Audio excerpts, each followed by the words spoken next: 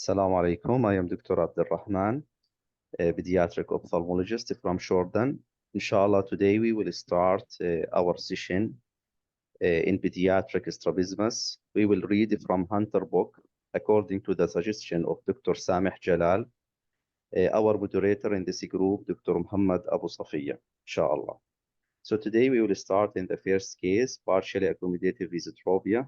We will read and we will discuss the case, inshallah. Dr. Khadija, can you start reading, please? A 1-year-old boy presents with crossing of the left eye. He presented elsewhere at 2 months of age for mild right ptosis, but was found incidentally to have low hyperopia, plus 2.50 diopter, and an intermittent esotropia of 5 prism diopters. By the age of 5 months, the intermittent esotropia had increased to 35 prism diopters, and the hypertropia had increased to plus 3.50 diopter on the right and plus 4.50 diopter on the left. Full hyperopic correction reduced the esotropia to less than 10 prism diopters, but he developed a right eye fixation preference and was treated with patching. By 11 months of age, the esotropia was not controlled by glasses. Surgery was recommended and the patient presented for a second opinion. Okay, continue the examination. Yes. Okay. Current prescription.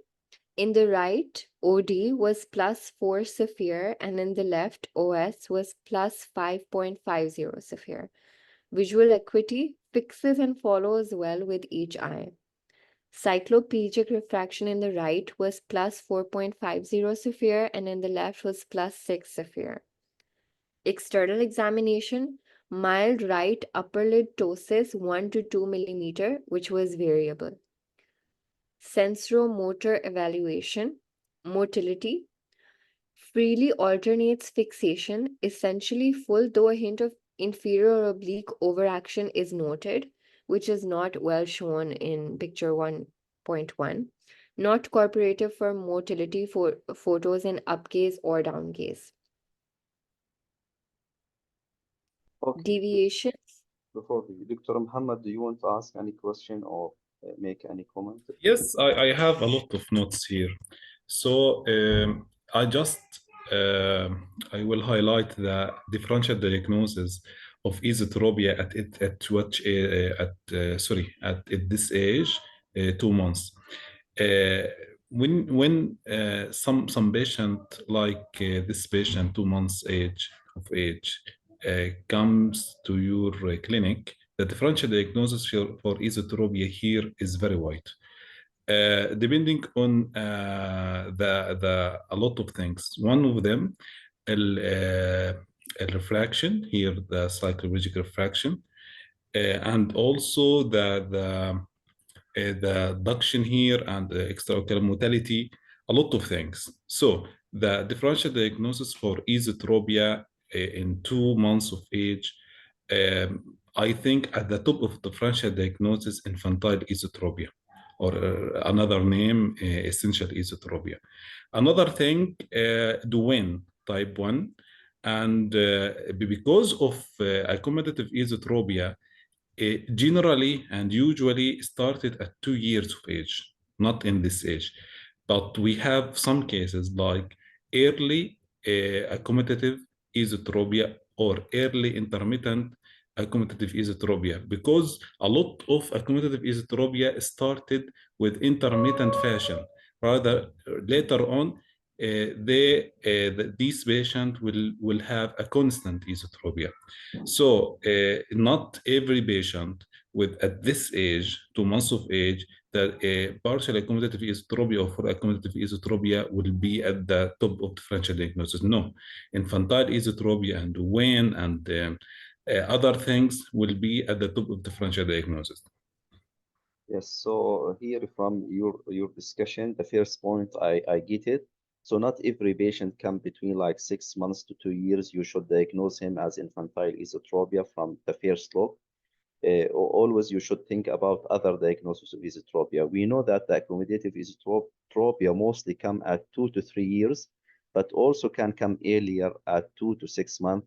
This is rarely actually, but it can come. So always we should put accommodative type other than infantile type in the early ages. Another thing, here the patient have or has, sorry, right eye fixation preference. Do you have an explanation for this fashion? I have. Anyone? Yes. Dr. Noha, do you want to add a comment or you have any idea? For Okay. the preference, I don't know the cause name. Okay. Yes, Dr. Muhammad. Because if you have a look to psychological fraction, this patient the fraction on in right eye +4 or +4 and a half, and for left eye +6. We have here an isometropic hypermetropia. So mostly this patient will have a left eye amblyopia. So because that right eye fixation preference here. Okay, because the difference is 1.5, so he preferred to look with his right eye. Okay, thank you, Dr. Muhammad. Yes, Dr. Khadija, read the deviation, then continue. Deviations, ET 30 to 35, corrected for D, N corrected is ET 35 to 40, and N uncorrected is ET 50 to 60. Yes, so when we Dilated see distance with CC, it's mean with the glasses. So the deviation with the glasses for distance, it's 30 to 35 esotropia, prism diopter, they mean here. And for near with the glasses, and for near without the glasses, it's about 50 to 60. And here in this table, we will see at each angle how much the esotropia. Dr. Muhammad, do you want to add any comment here at this table? No, everything is fine. Okay, so esotropia, when he look up, they measure at 30 diopter when he is look forward or straight, and at the right, at the left, and inferiorly. So here we can see the difference of esotropia angle in each case. Okay, yes, Dr. Khadija, continue. Dilated fundus examination, crowded hyperopic discs, unable to assess fundus torsion due to lack of patient cooperation. Do you think crowded hyperopic disc? Okay. I want to ask why this patient have a crowded disc because of hyperopia. The answer inside the question. Okay, complete. Okay, you will answer later, Dr. Muhammad. The question was why this patient has crowded disc because of hyperopia. So the answer inside the question. Yes, of course. Okay, continue. Continue. Yes. Dr. Hunter's assessment plan. The differential diagnosis in this case is congenital esotropia versus early onset accommodative esotropia with loss of control. At times, the eyes appear to be straight even without the glasses. Regardless of the exact diagnosis, the concern is that most of the time in the office he has a manifest esotropia, and the angle of strabismus is now incompatible with development or maintenance of binocular vision. Although I measured slightly more hyperopia than in the current prescription, there is almost no chance that increasing the glasses power by another diopter will control the angle. Therefore, surgery is indicated if you want to prevent loss of binocular vision. For the alignment, I measured maximum esotropia of 35 prism diopters on 2 separate examinations. I tried to re-examine my strabismus patients 1 to 2 weeks before surgery, which is also an ideal time to obtain informed consent.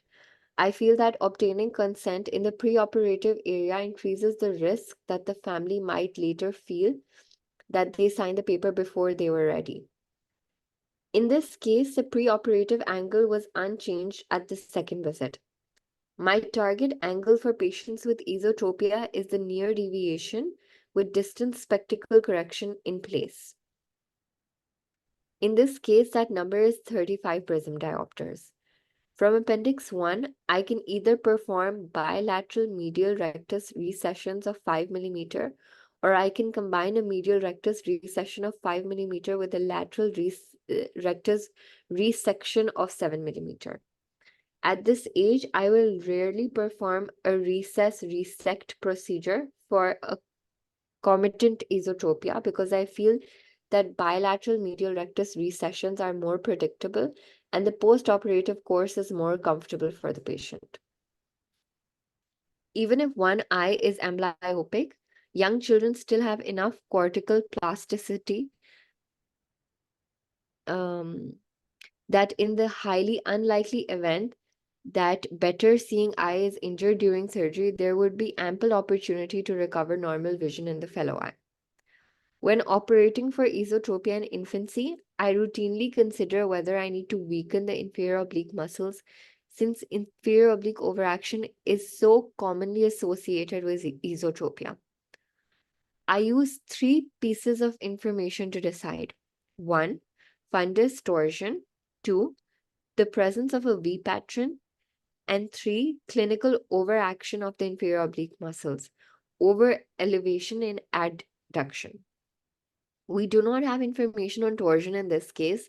There is only a 5 prism V pattern.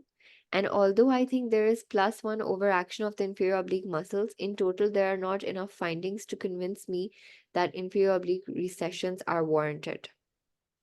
Okay, before we continue, I have just one question. At which angle it will be a clinically significant for V pattern or A pattern? In the difference between up gaze and down gaze. it should be more than 10 prism diopter. A pattern ولا V pattern? ال V pattern more than 15, A pattern more than 10. Yes. Okay. Yes. Yes. Okay. Do you have any point here about this discussion about the plan of surgery, Dr. Muhammad? Do you want? We preferred a commitant surgery for commitant squint. Okay. Always we prefer to target the bilateral medial rectus or bilateral lateral rectus rather than recess resectance inside one eye. Okay, I have more than a question. First of all, he decided to work at the near angle, I think. Near angle with the glasses 35. But here also the distance is 35. So mostly here the near and distance is the same. So actually about the plan of surgery, there is many schools. Some of them they prefer to do bilateral medial rectus recession for this type of squint, partially accommodative esotropia, and other they do recess resect for one eye. Most of the surgeons they like to go with bilateral medial rectus recession. For my little experience, and I learned this lesson from my teacher, and actually I call it rule of 15. How to make your plan for this type of surgery? I go for rule of 15. So here the angle, what is the rule of 15? The angle here for near and distance mostly the same. It's 35 with the glasses, and for distance 35.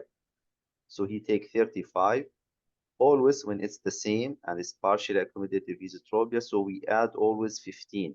This is like a stable number. Okay.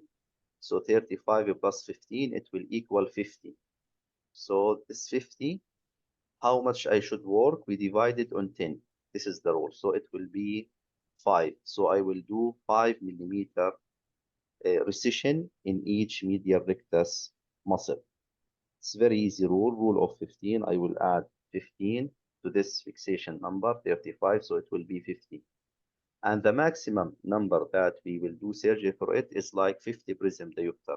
So when I will add 15, it will be 65. So how much for 65 prism diopter divided by 10? It will be 6.5 for each muscle.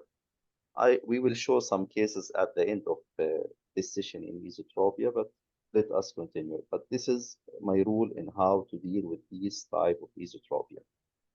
To which, how much I should Here Yes. I have a note. We have also augmented formula. Yes, Muhammad, please continue.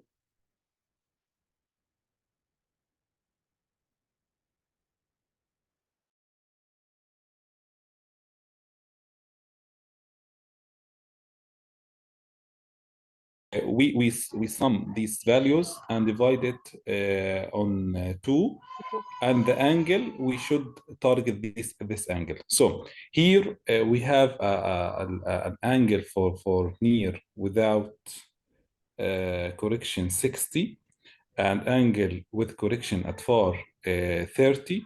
60 plus 30, it's and divided on 2 will be 30 here. Okay, and I think it's good to attack an angle of 30 rather than 33. And here for us at 30, it's a 40. No, Please, yes, yes, yes, yes. 60. I have one question, please. Yes. Okay. I didn't understand why in يعني the previous one, Dr. Abdurrahman divide by 10. Why? Always we Rule divide by 15. 10.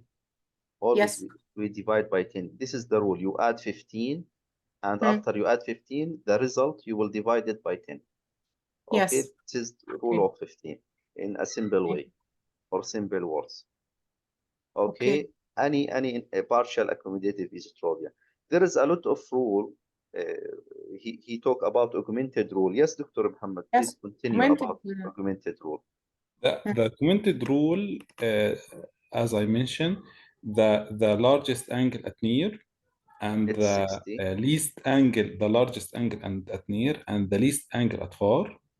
with the glasses or without the glasses. You talk Without, near without. At near without the glasses. 60 and least Far, angle with the glasses for far yes, 30, so it will equal 90. 90, and divide it to By 2. It Okay, will be 45. 45. 45. You should attack 45, but you will consider the refractive power for this patient. If you have a metropic patient, you will attack the 45 here. But if you have a patient like this patient with hyperopic correction, with hyperopic refractive power, please mute the audience. Yes. If you have like this patient hyperopic refractive error, so your values for correction you should be a little bit. So here I agree, you will attack 35 or 40. Okay, because here the refraction, he has hypermetropia, and this hypermetropia, it will help him after the surgery to decrease the angle of residual esotropia if he have residual esotropia. So mostly we will make it undercorrected in these cases because he have high hypermetropia. So this is Another why, thing, according to this augmented rule, he another targeted thing 35. Yes, Muhammad. Another thing, high hypermetropia with esotropic patient, the moment arm of the muscle will be high, will be very effective to any millimeter correction. Because of that, you should your correction should be a little bit regarding the emetropic patient. The same fashion will be also correct for myopic patient, high myopic patient with exotropia. Yes. Okay. We will talk about exotropia, inshallah. Okay. طيب, okay, Dr. Khadija, continue a surgery plan. Surgery. Bilateral medial rectus hang-back recessions, 5 mm each, non-adjustable, were performed using fornix incisions. There were no unusual findings during the procedure. Okay, continue. Right medial rectus recession, 5 mm non-adjustable. Left medial rectus recession, 5 mm non-adjustable. Procedure summary. Follow-up. The patient had a mild intermittent exotropia at the 2-month post-operative visit, prompting reduction in the glasses power to partial hyperopic correction. After that, the family obtained an opinion from a vision therapist who recommended amblyopia therapy, blurring the right eye by placing a 0.3 power Banter occlusive filter on the right spectacle lens. When the patient returned for a 10-month post-operative visit, they had not yet begun treatment. They reported that the patient appeared to be exotropic from time to time. Yes, continue examination after surgery. Examination. Current prescription, right plus 0.7 severe, left plus 1.75 severe. Visual acuity with correction, Lear symbols, right 20/30, left 20/40. Cycloplegic refraction, right plus 1.75 severe, left plus 3 severe. External examination, small persistent ptosis on the right, no tilt or turn, the classes are right side up. Sensory motor evaluation, motility, ductions and versions full in both eyes, patient not cooperative for photos or measurements in side gazes. Deviation, distant corrected ET2 LH. I'm sorry, sir. I will help you. ET Yes. inside the crosses. ET means here intermittent esotropia, not constant. Okay, so the Okay. angle for distant with correction, intermittent esotropia 2, and left intermittent left overright or left hypertropia intermittent 5, with occasional hypertropia consistent with early dissociated vertical deviation DVD. And here also XT constant exotropia 15 with +2 diopter lenses placed over the eyes. Okay. For near with correction, orthotropic with or without +2 diopter lenses placed over the current prescription. Thank you. Continue. Stereopsis not detected. Worth 4 dot. Fusion detected. Visualize red and green lights. Treatment. The glasses prescription was not changed, leaving the patient with a 2 diopter less than full hyperopic correction. Atropine penalization, occlusion, or Bangerter filter therapy was recommended to treat the mild amblyopia. The family chose occlusion of the right eye 2 hours per day using an adhesive eye patch. Review, or the lessons learned. Congenital infantile esotropia is not manifest at birth. The condition may develop at any time in the first 4 to 6 months of life. It is associated with a large angle strabismus, more than 30 prism diopters, and with later development of inferior oblique overaction, DVD, and latent nystagmus. Accommodative esotropia tends to have an onset after 2 years of age and is associated with moderate to high amounts of hyperopia, which, when corrected, reduces the angle of strabismus to less than 10 prism diopters. Patients with fully accommodative esotropia have good binocular vision, rarely require surgery, and tend not to develop amblyopia. Which condition did our patient have? Because of the coincidental ptosis he was brought in for a specialist examination earlier in life than might typically occur in congenital esotropia at that point in the evaluation of his condition. He had only a small intermittent esotropia that did not require spectacle correction.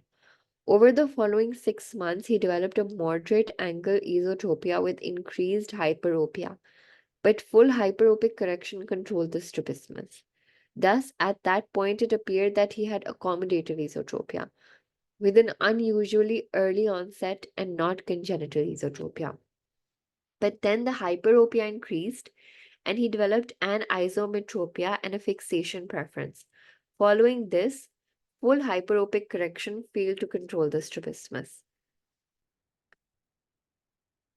Though it has now been more than a year since the patient first presented, I still cannot be certain whether he has a variant of congenital esotropia with an atypically small angle, somewhat late onset, an initial response to hyperopic correction, or a variant of accommodative esotropia with an atypically early onset and poor response to hyperopic correction. He appears to be developing DVD, which is more consistent with congenital esotropia. However, he shows no evidence of latent nystagmus. If he develops full-blown DVD over time, then I will place him in the congenital esotropia category. Regardless of the diagnosis, the fusion response on worth 4-dot testing is at least a hint that the early intervention has given sufficient binocular alignment to allow binocular fusion to develop. Dr. Although Khadija, there's I will just say something. So here he make like differential diagnosis between infantile esotropia and the accommodative esotropia.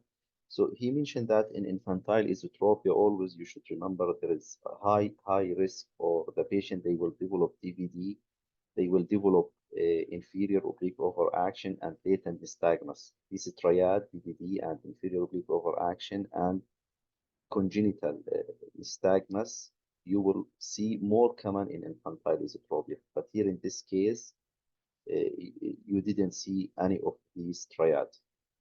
Okay, so this is one hint to No, no, differentiate. no. If Yes, you have a look to outcome of the surgery, he mentioned that the patient has DVD. okay, but it's really an accommodative dystropia, yes, Dr. Muhammad. Because of that, here he is discussing that this patient actually has early refractive accommodative esotropia or a typical form of congenital esotropia. But here we have two things. One thing, a DVD, which is consistent with congenital esotropia, okay? And another thing, the refractive error, hypermetropia, which also corrects some degree of esotropia, which is consistent with early accommodative esotropia. Another thing, we have DVD, we have DVT. It's iatrogenic. It's not. It's not. You know. Not every DVD is congenital in congenital form, or it should be Typical form. congenital. Yes, in congenital form. We have sometimes a DVD iatrogenic after surgery, because if you have a disruption for binocular single vision, may some patient have a DVD. Okay, thank you for this note. So continue. Okay, Dr. Khadija, from here. Although there is only one line of difference in visual acuity between eyes, the difference has been measured on 2 occasions and also by an independent examiner. Furthermore, the patient appears to have a consistent left eye fixation preference when tropic, therefore amblyopia therapy is indicated.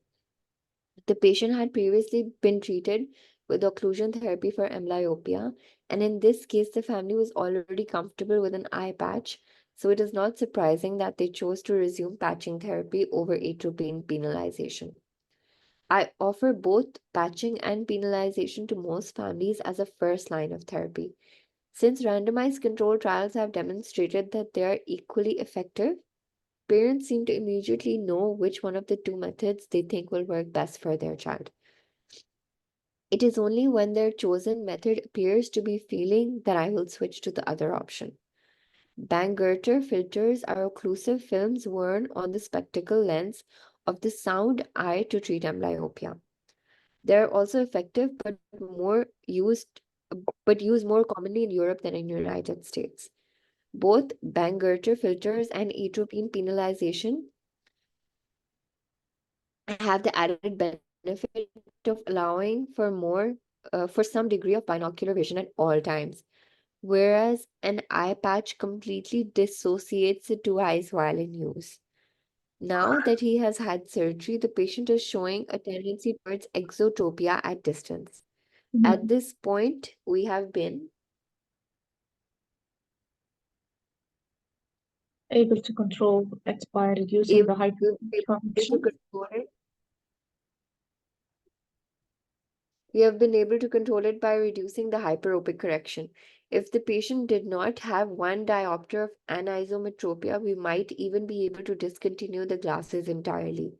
While just one diopter of anisometropia alone is probably not sufficient to cause amblyopia, in the setting of an existing, if intermittent strabismus and an established fixation preference, the risk of amblyopia is too high, and so I will keep him in glasses.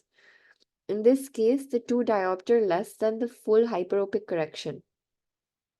In any hyperopic patient with exotropia, if it appears that I will need to cut the hyperopic correction more than 2 diopters to control alignment, I will check accommodation with dynamic retinoscopy and or check visual acuity at both distance and near with the desired correction to assure that the patient can tolerate the higher accommodative demand.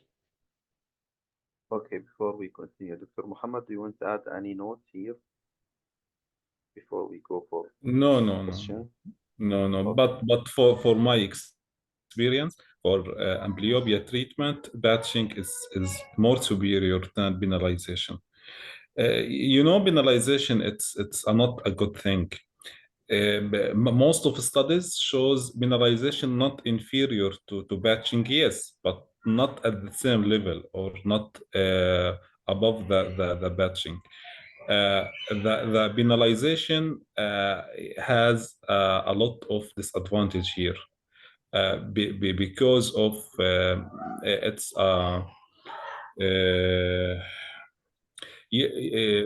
penalization sometimes, rather than blur vision, sometimes will cause a iatrogenic refractive error, iatrogenic hypermetropic refractive error. And rather than blur vision almost the time, because in this patient with you can say it's a mild amblyopia, you will ask the patient for batching 2 to 3 hours here. But here atropine and penalization will make the vision blurry for a lot of times. Okay. Thank you, Dr. Muhammad. Yes, Dr. Khadija, finish the review questions.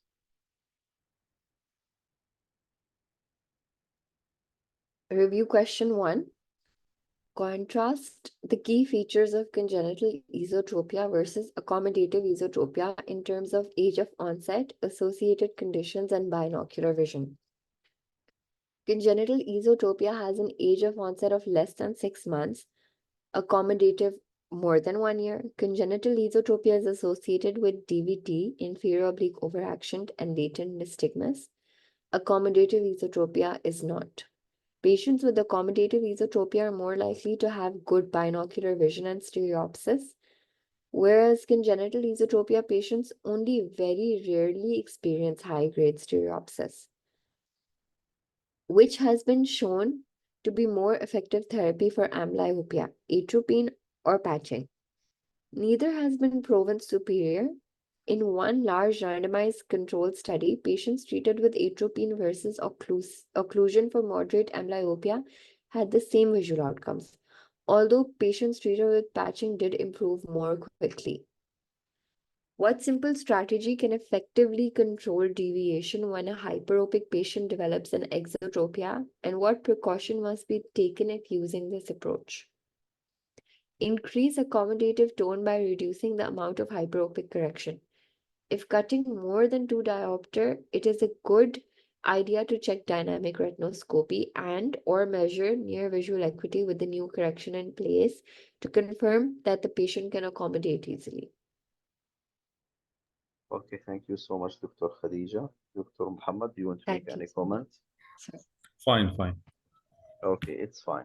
So let me go through the 2 cases just quickly to discuss them. Okay. First of all, just I want to mention one question. It was a case in my Arabic board OSCE exam. they bring to me a child with alternating esotropia.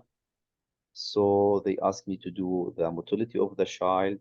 So I noticed there is inferior oblique overaction. Actually, in this case, they asked me about two questions. The first of all, what is the grade of the inferior oblique overaction and how you will decide?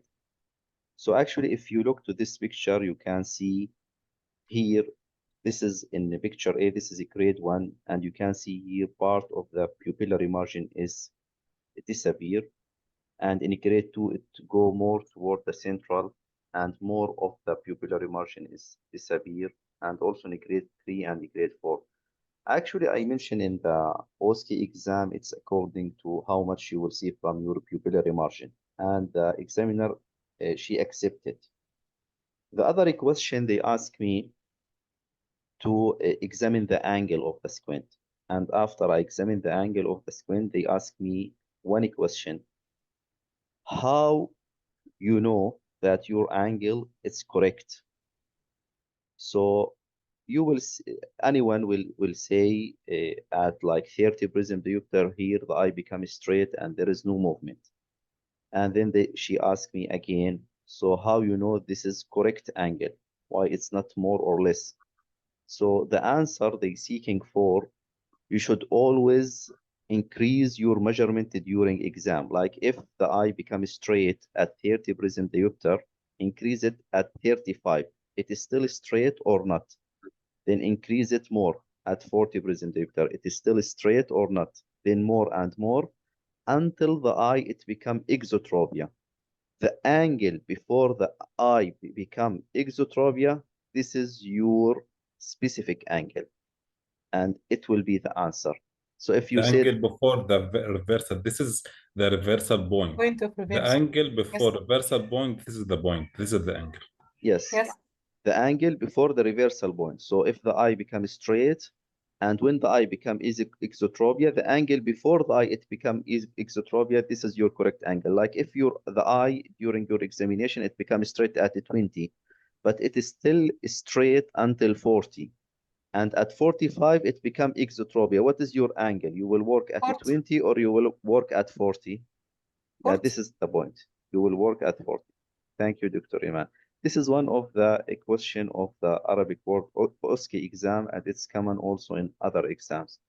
So we finished the first case, but I will show two cases here. This is one of my cases. This patient came to me. He is about 4 years old. Actually, I take permission from the family to show the picture. And here it's very clear esotropia in the right eye.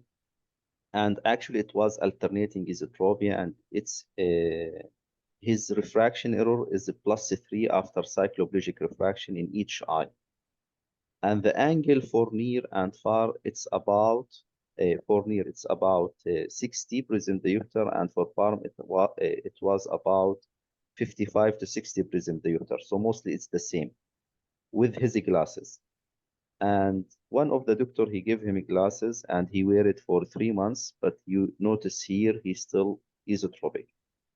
So actually here, like the angle is about 60 prism diopter. And I discussed this case with my colleague, and he advised me to go for PMR recession. And if I go for PMR recession and it's 60 and I will add 50, so I should do 7.5 in each medial rectus. But the maximum medial rectus recession, as I did before, it was always 6.5. And most of my doctor, they prefer don't go more than 6.5. So just I did like 50 prism diopter. I put a plan to put 50 prism diopter and add I-15. So I said it will give you 65 divided at 10. So I will do 6.5 in each muscle. And he will have residual esotropia about 10. And I think it's a good result. So I go for PMR recession. This is the second day after surgery. He was happy. Actually, his eye, it was totally straight. 6.5 in the medial rectus here and 6.5 in the medial rectus here. And it was totally straight. And also with the glasses, it was straight. So I measure the angle after like about 1 month, and he was have esotropia about 10 prism diopter.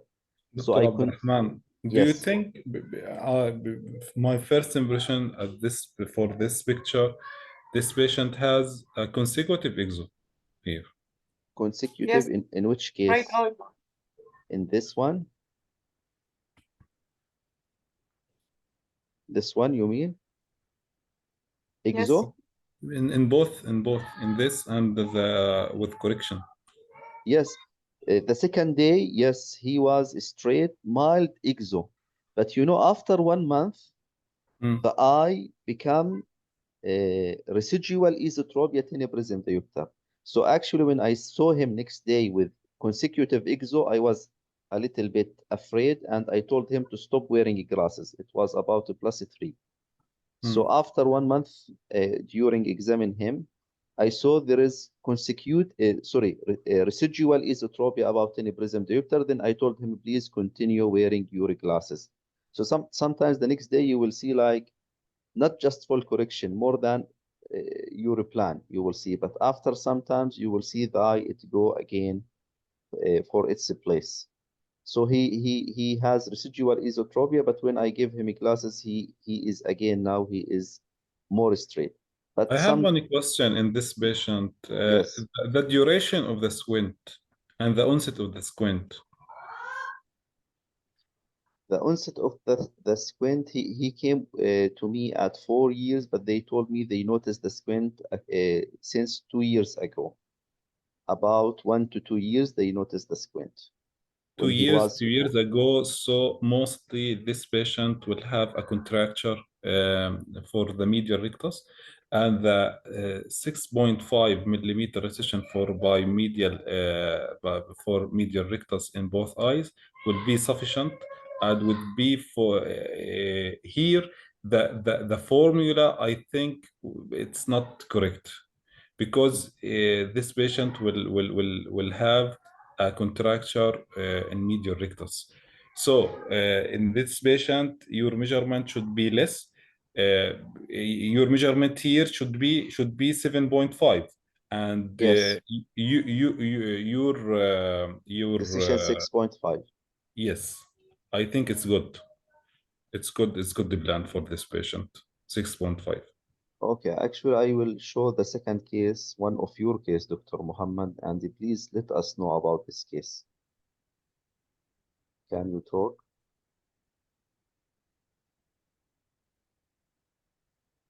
Okay. In the primary position, we has this patient has a small ET without correction. With correction, ET more. Okay. Glasses seems like myopic. You have Let an me idea about the refractive error in this patient? let me ask Dr. Asma. Dr. Asma, welcome in our discussion. What did you think, Dr. Asma? The eye is mild esotropia, but after glasses, it become more esotropic.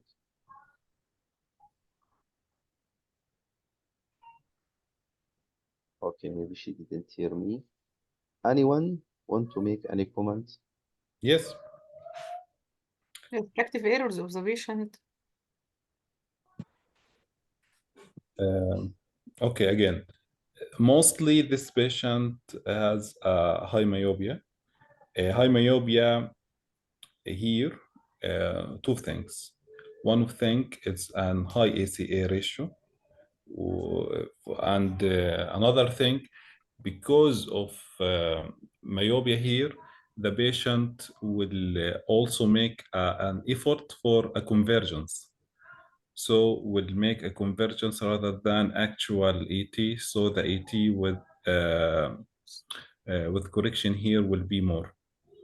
So So most, I yes. advise here for this patient to counsel the patient family, because here you will attack the angle with the glasses. The patient should be after the surgery ortho with the glasses, but without the glasses, it will be an exo.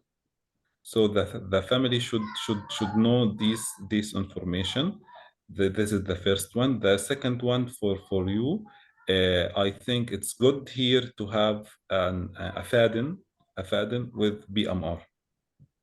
Okay, so BMR means bimedial recession. okay. Let me just so always when we have like hypermetropic patients, so we will have like two differential, it's fully accommodative or partially accommodative. I'm talking about accommodative esotropia. So when he is hypermetropia, we give full cycloplegic refraction. But here he is myopic patient. So it's different. When you give him this, he has esotropia, but when you give him the glasses of myopic patient, he become more esotropia. My question, Dr. Muhammad, how much the refraction error in this patient? Did you remember?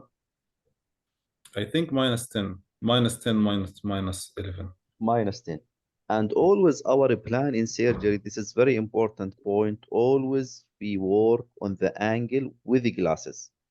So if the angle with the glasses here, it's 80 prism diopter, I should do my plan of surgery at 80 prism diopter. So always, like without the glasses, maybe the angle here is very minimum, maybe 20 or 25, but I didn't work at the angle without the glasses. Always I should work at the angle with the glasses. What is the surgical plan that you did here exactly? How much you recess? Here, AT esotropia, 8 prism with high myopic refractive error. You should attack at least 3 muscles. How much you did here? BMR BMR 6.5 and lateral rectus in the right eye tucking or section 6.5 also. Okay. So we are waiting the picture after surgery, inshallah, Dr. Muhammad. Inshallah. Okay. Actually, today there is another lecture and another group about congenital cataracts. So today our session, it will be just one case. It's infantile esotropia. And inshallah, at Wednesday, at the same time, we will start in the pseudo-divergent excess exotropia. Before I finish the session, anyone have any question? Sorry, I wanted to ask about the time of the lectures. Monday, Wednesday, Friday ولا إيه؟ Okay, let me talk about that, but let me stop Okay. recording. Thank you so much for everyone. Yeah.